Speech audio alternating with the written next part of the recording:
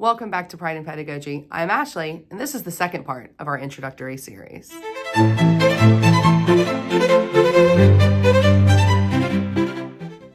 Welcome to part 2 of our introductory series, where today we're going to talk about the plagues that affect the developing reader. But first, we want to give credit where it's due. This entire episode is inspired by the insights found in the book Reading Reconsidered by Doug Lemov, Erica Woolway, and Colleen Driggs. Our curriculum in our district has been completely revolutionized by the philosophies in this book, and we can't say enough about how crucial it's been for our success. We are now book-based in all that we do, believing wholeheartedly that novels are the conduits for critical thinking, and they anchor all of our lessons, reading or writing. If you've not read it yet, we suggest you hit pause, go to Amazon, order it, and then read it. But for now, let's dip into the 5 plagues that Lemov and co. discuss that hinder developing readers from reaching their full potential. They are archaic text, nonlinear plot, complexity of narrator, complexity of story, and resistant text. Up first, we have archaic text. These are texts written in a way that feels old-fashioned. Foundational texts usually use language that students really struggle to translate. If they can't translate it, they end up relying on others to interpret it for them and deny themselves that analysis on their own. Think Shakespeare, Beowulf, think the Iliad, think even the Declaration of Independence. The cultural capital all those documents provide is enormous, but without engaging in them, students are denied that opportunity. Next, we have nonlinear plots.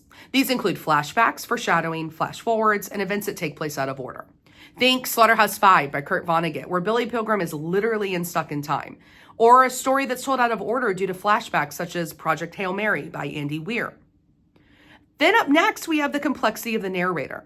This happens when the narrator is unreliable, deceitful, or maybe unclear. Also, multiple perspectives could be presented, with one being prioritized over another, or when the narrator is non-traditional. Never Let Me Go is a perfect example. Curious Incident of the Dog in the Nighttime, or one of my favorite short stories, After I Was Thrown in the River Before I Was Drowned by Dave Eggers, about a dog who's died. Additionally, there's complexity of story, which involves intricate plots and symbolism. And what better example of this than Animal Farm or The Metamorphosis, where Gregor Samsa turns into a bug while also turning into a giant extended metaphor for the absurdity and uselessness of the world around him. And finally, we have resistant text. These are an amalgam of all of the above. They are really tough to interpret due to their containing all of those other plagues. Let's call them the super germ of reading issues. An example of this could be William Faulkner, The Sound and the Fury. Let's take a look at the opening paragraph to see this text in action.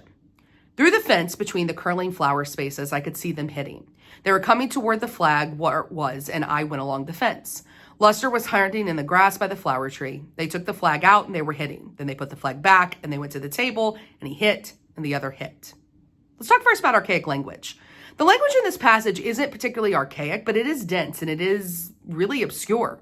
This style requires readers to pay close attention and often reread passages to grasp their meaning.